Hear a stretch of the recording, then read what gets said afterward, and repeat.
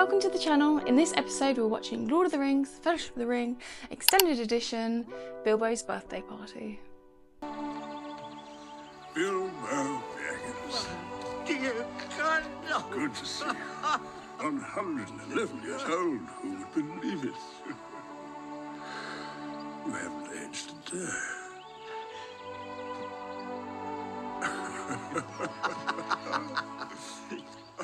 Come on, come in. Welcome, welcome. Not that it matters, you come and go as you please. Always have done, always will. You caught me a bit unprepared, I'm afraid. I've got cold chicken and pickle. Oh, there's some cheese here. Oh, no. We've got raspberry jam and apple tart. Oh, no, we're all right.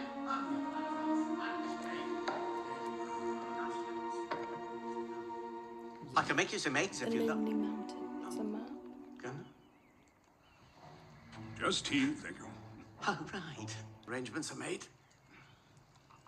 What's his plan? Oh, great. To Frodo leave. suspects something. Of course he does. He's a Baggins, not some block-headed race girdle from Hardbottle. You will tell him, won't you?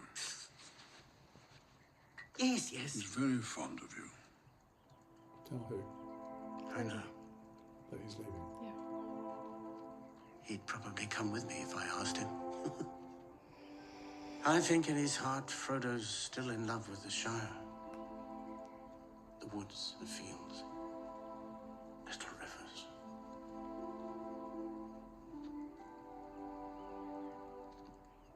I'm old, Gandalf. I know I don't look it, but I'm beginning to feel it in my heart. I feel thin, sort of stretched, like butter scraped over too much bread. I need a holiday, a very long holiday, and I don't expect I shall return.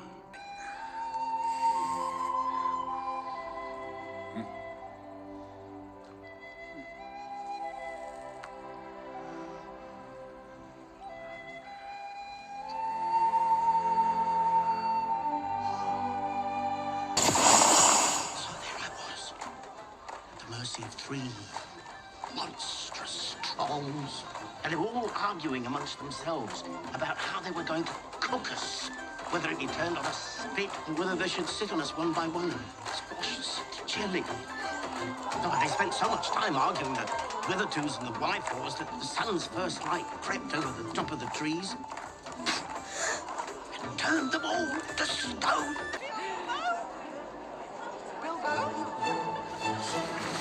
Sack of Bagginses! Quickly hide!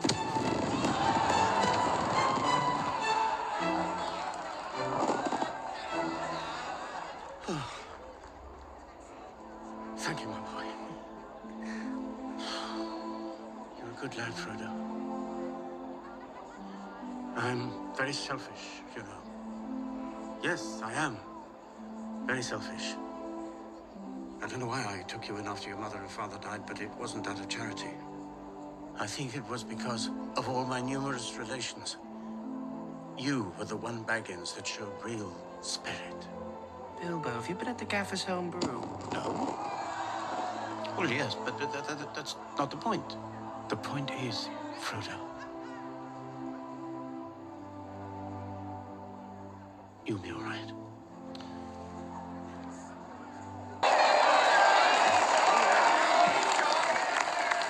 My dear Bagginses and Buffins, Toots and Brandybucks, Druds, Chums, Windblowers, Bulgers, Grayscarlows, Proudfoots. Today is my 111th birthday. Alas, 71 years is far too short a time to live among such excellent and admirable hobbits. I don't know half of you half as well as I should like, and I like less than half of you half as well as you deserve.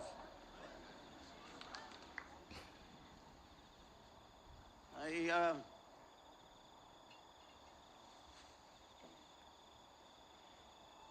I have things to do.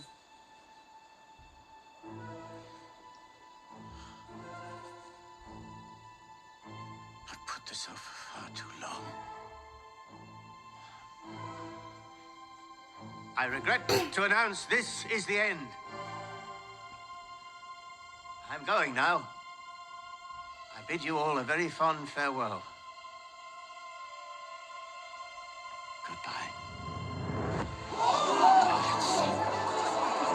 So we've just watched those couple of scenes, and I wanted to ask, what is the significance of having a birthday party for Bilbo?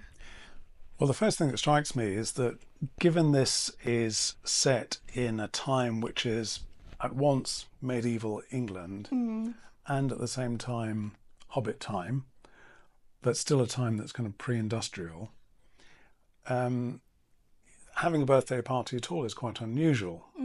People didn't really celebrate birthdays, particularly of this class in society, until kind of well into the 19th century, when the need for identification, such as passports, became obligatory, and people actually had to work out when their birthday was. So it's actually quite a modern concept. Yeah. A, knowing the date of your birth precisely, and B, therefore having a date to mark. So there's a little bit of an anachronism there, although it seems like a perfectly innocuous thing to do, to have a birthday party. But you won't find many accounts of medieval birthday parties. Because you'd have to be what archaeologists call a high-status individual to have a birthday marked, because it would have been known and recorded as a matter of public importance. So I think that's the first thing to say. There is a bit of a, let's call it a slight anachronism, I suppose, in having a birthday party at all in a medieval setting. I think the second thing to say is that it's presented to the villagers as a birthday party, but for Bilbo, it's a valediction. It's a farewell party. Yeah. So it's a farewell party, or a moment of closure and departure presented as a birthday party. So he's convened the village partly as a gesture of thanks and respect, but also as a implicit leaving of the Shire. Yeah. So it's only a birthday party up to a point. He's also marking 111, which of course we are encouraged to think of as, first of all, very old, because it's over 100, and then you've got the 3 ones. Of course, in some cultures that's a terribly unlucky number. 11s and 1s are very unlucky. Yeah. But of course, in this culture, and for a predominantly English-speaking audience, they wouldn't necessarily pick up on that. So it's quite interesting that it has that kind of shadow side to it, as actually a number that is foreboding in some cultures, which is not necessarily part of this at all. Because I'm pretty sure, like, it's very lucky if you look at your clock and it's 11:11. I always think, like, oh, it's 11:11, something lucky. Well, lucky in a Western culture, but not, but actually quite unlucky and rather portentous in others. And perhaps that's, even if not meant in the film, speaks to something ambivalent going along there, because it is both a birthday party and a farewell party. It's both the ending of something and the beginning of something else. And we, the viewer, are very much feeling we're on the cusp now of a new departure here in the film. You know, this is a setting out rather than a closing off. Also, I mean, the fact that he's lived so long and that his longevity is highlighted there speaks again to the happiness and well-being of the villagers. People live a long time here because they're clearly people of kind of good life and good virtue, if you like. I mean, in the background of this, when we have presentations of the Shire, I think we're encouraged to think about, from a philosophical point of view, what a good life is. And if we think of Aristotle's notion of what a good life is, essentially he says, well, a good life is about virtue. And although these people are capable of their minor peccadilloes, you know, they drink too much, for example. Maybe they eat too much. No doubt there are kind of petty affairs and maybe even kind of low-level acts of theft or something that go on. On the whole, we're encouraged to think that this is a virtuous community of good people. And because they're virtuous, barring those sort of minor kind of lesser sins, if you like, because they're virtuous, they're happy. Yeah. So it's a picture of what a good life is and how to lead it. I will say that his age is quite, it's not, and it doesn't seem quite natural either to the hobbits. Like, it is still quite an old age for the hobbits, and it will come up later in the film about his age. Right, okay, so it's not linked to the Shire per se. But nevertheless, there's the idea of people living long and happy lives, I think, in that scene. And they're brought together for a party, which is obviously an occasion for merrymaking. The other thing that made me think of was the work of Mikhail Bakhtin, who is a Russian sort of literary theorist, cultural theorist, who writes about this notion of the carnivalesque, of when people of the working class come together. And this is, although there are no apparent classes in the Shire, as far as I can work out, we're encouraged to think that these are very ordinary people. They're not people of particularly high status. And for Bakhtin, he says, actually, there is a kind of latent revolutionary energy when people come together of a kind of working class character to have a party. And it suggests the capacity for organised resistance to the powers that be, which I think is interesting. I mean, I don't know what's going to come in the rest of the film, but I would imagine that this is a community on whom one could depend in order to resist forces of greater power, you know, and that their ability to do that is something that Frodo and Bilbo might be able to draw upon at some stage if necessary. And the carnivalesque also, for Bakhtin, is supposed to suggest something a little bit scary too.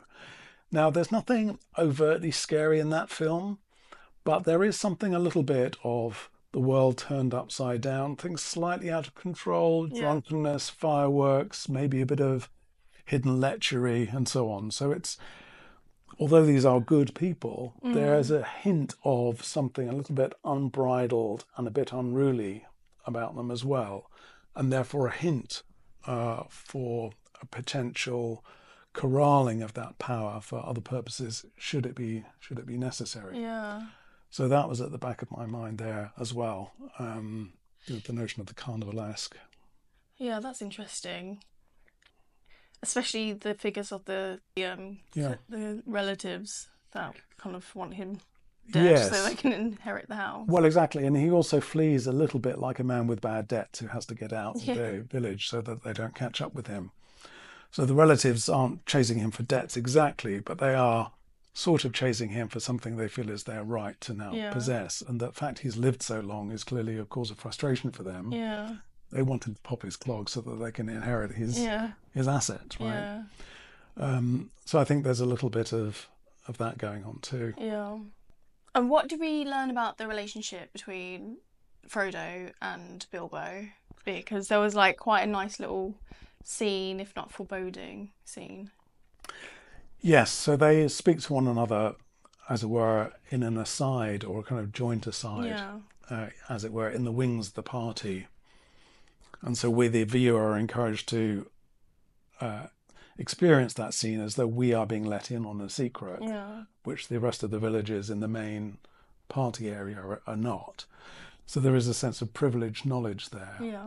And it's not exactly one of political intrigue, but nevertheless, there's a sense of a shared secret or a little bit of plotting. Now, the plotting is really all on the side of Bilbo rather than Frodo. Frodo, partly because of his physiognomy, radiates an ingenuous stance to everything that Bilbo says, and he's still very naive at this point in the film. But nevertheless, there is the idea that although their relationship is nephew to uncle, that Bilbo sees Frodo as his next in line, essentially, or his inheritor of this quest or path or vocation, even in life. Yeah. And the question I have there is, does Bilbo have children of his own? Is No, he Frodo a doesn't. stand-in of some kind? And there's a kind of slight crossover between the nephew figure and the godfather figure, I think, in that relationship. But it's clear that Bilbo has identified Frodo as his successor in some way, or at least successor in this quest. We don't know if he's going to inherit the assets that the other family members want to get their hands on. And that Frodo appears a little bit reluctant, or at least unknowing of that task that lies ahead. And that's a sort of common trope, reluctant hero, the person who's, kind of brought into a quest, not necessarily having initiated it themselves. Well, he still seems like a child, like he doesn't want to lose his kind of stand-in father. Yeah, I mean, I think he seems to me very much like an adolescent, like between boyhood and manhood, and that's very important, and that maybe, as we've said before, there's a sense of a rite of initiation ahead of him by which he will finally become fully a man, of which he's on the cusp. This is Frodo at that time. So it is a kind of rite of passage, a kind of blooding of the young man, as it were, into the next phase of his life, as well as of the movie and of the generations. Yeah. And what about Bilbo and Gandalf?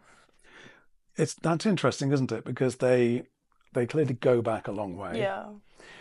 Gandalf is no spring chicken either, though we don't know, at least at this stage, I don't know what his age is. And there's a question in any case of whether he slightly works on a different time scheme altogether, a bit like the Doctor in Doctor Who. Yeah. He sort of regenerates or something. So they seem to have a shared past, and not just a shared past, but with that shared past, a sense of shared secrets together that belong only to initiates. So as if they both belong to some sort of Masonic society capable of accessing truths not accessible to the wider village. So that, one of the key distinctions in that film is between those who know or are about to know something about the ring and its mysteries, in other words, Gandalf, Frodo and Bilbo, versus everybody else who are non-initiates. They are, their backdrop, really. Yeah, and they're just kind of going along with their lives, like happily. They're just going along with their lives. They're kind of literally extras to the scene. But it's interesting also because in that relationship between Gandalf and Bilbo, Gandalf would appear to be, partly because he's got the pointy hat, would appear to be the man of the greater professional stature of the two, capable of greater kind of wizardly feats. And yet there's a strong sense of fraternity or brotherliness or equality between the two of them, which is obviously quite appealing. And when Gandalf appears at Bilbo's door, Bilbo is actually delighted to see him and becomes even somewhat subservient around him, very anxious to get the right food for Gandalf and make sure he's treated well. I think the other thing to just note there is there's a slight element of the Alice in Wonderland in that scene with Gandalf bashing his head on the... There's a question of scale, isn't there, throughout the film, probably.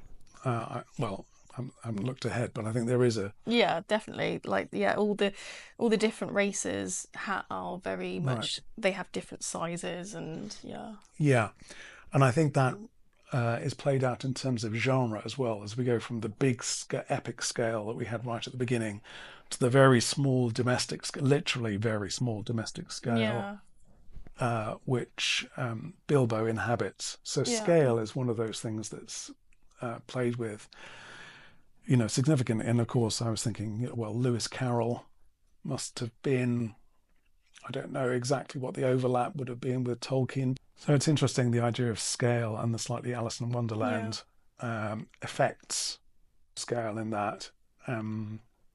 The fireworks too speak to the idea of pyrotechnics more broadly, and we get a little soupçon of the kind of greater acts of magic that might be able to be produced by the two. And it's to this point that of the two, between Gandalf and Bilbo, that Gandalf is this is what Ezra Pound called T.S. Eliot il miglior fabbro, the kind of greater craftsman. That when they're blowing smoke rings, Gandalf blows a smoke ring of a whole schooner that actually goes through the smoke ring that is blown by Bilbo. And it's a little bit of showing off, as if to say, my magic is greater than yours. What is the function of magic in that scene? Because the ring, we see the magic of the ring kind of for the first time, I suppose. And it's very explicit in the middle of, everyone sees it, and it seems quite brash and bold. Yes. Well, there's a kind of scale, I think. So the at the most basic level of kind of prodigious things that we might observe in life, there's a blowing of a smoke ring. It's not magic, but it's an impressive feat. It's a trick. It's an impressive trick, which then, as we said, Gandalf ups the ante of, and creates the picture of the schooner. So we have tricks there. Throughout, then we have fireworks, which are, as it were, ordinary tricks available to most people. But then we have some extra pyrotechnic effects on top of that, don't we, which seem to be enhanced through or augmented through a magician's intent on the behalf of the dragon. Exactly, the dragon. So we have that on the next level of the scale. And then we have, as the kind of coup de théâtre at the end of that scene, we have the disappearance, the becoming invisible, of Bilbo himself, which seems to be made possible by him taking the ring out of his pocket like a best man at a wedding, taking the ring out of his pocket, and then he disappears. So this would appear to be, on the hierarchy of magic tricks, the greatest trick of all. And actually, so high up the hierarchy is that culminating coup de théâtre, that it seems to suggest that although the ring has the power of creating amazing tricks, that it can produce magic of a different order altogether. These are not just parlor games now. The ring is capable of producing. It's capable of something that's much more transformative. And by the way, it's probably worth saying, there's a little hint, partly because of Bilbo's cave, his study, which is a bit cave-like, partly because of the ring, which looks to be made of gold, as far as I can work out, and partly because of the other magic tricks there. There's a hint of a reference to the tradition of alchemy, I think, in that in those scenes there. Alchemy being the idea of transforming dross, base metal, into something gold, highly valuable and prized, through an act of magic transformation. Of course, transformation is probably the most defining characteristic of magic, and transformation wouldn't be a bad word with which to begin to understand quite a lot of Lord of the Rings. And that's quite interesting, because you could apply that to how the ring transforms the person that bears it, that wears it, that carries it. And transformation is not just a magic trope, but in a way it's a trope of fiction per se, and of literature. We're transforming the ordinary into the extraordinary, where, as John Ruskin said, it was making the familiar strange. What did you think about Bilbo's speech?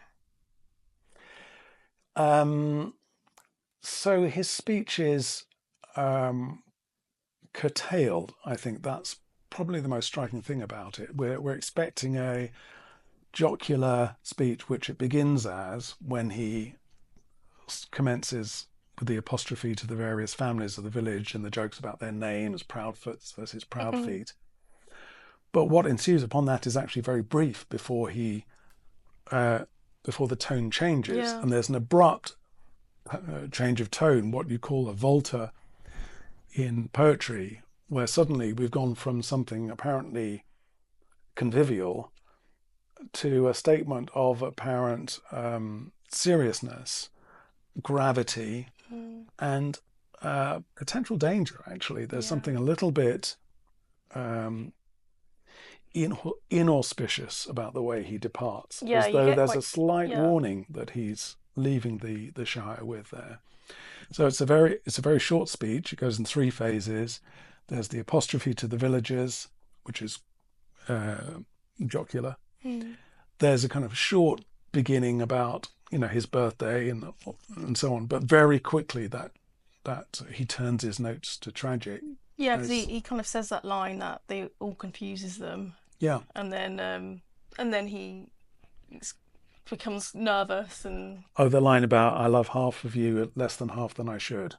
Less than you and no less than half you or something. Yeah, and Gandalf smiles because he's worked out the maths of that. But the villagers are shown to be a little bit dim, aren't they? They're not being able to get it. So I think that for me is what's interesting. And it kind of about separates him, doesn't it? That in that moment, you kind of see how different he is to the rest of the hobbits. You do. Yeah. Yeah, and that's the point at which. And the only people that are left kind of smiling is Gandalf and Frodo, because they're in on their wisdom, as it were. But that's him, as it were, showing that he has got them there under false pretenses. You thought it was a birthday party. Actually, it's a valediction, a farewell, and a bit of an admonition as well, as if to say, be warned, things are changing a bit. So there's something ever so slightly unsettling about that, not just in his disappearance, but in the air of something that might just disturb the contentment of this. Yeah, it is quite disturbing. Yeah. I was really struck by the conversation that Gandalf and Bilbo had before the party. He was really talking about how, he feels like butter spread over too much bread. I really love that analogy. And he talks about finding peace in seeing mountains and finishing his book, and it kind of struck me that we were talking about how perfect this place looked before, and it was kind of like everyone's dream, or people's dream to live in a place like this, but for him it's almost like it's suffocating, and he can't bear to be there anymore. He doesn't fit in there. No, and he lives a kind of hermetic life within that community. He's a sort of a little bit like the hermit who lives in the village would rather live the contemplative life in the mountains of his books as a kind of hermit, and the landscape he craves is a romantic, capital R, slightly gothic, slightly mysterious landscape, whereas the landscape they're in is a kind of is like bocage countryside, gently rolling hills, which are evocative of, again, the good life, the agrarian lifestyle, temperate climates, and so on, and actually the ability of people to come together in community as a kind of company. The word company comes from the phrase to break bread. Pan is the breaking bread together.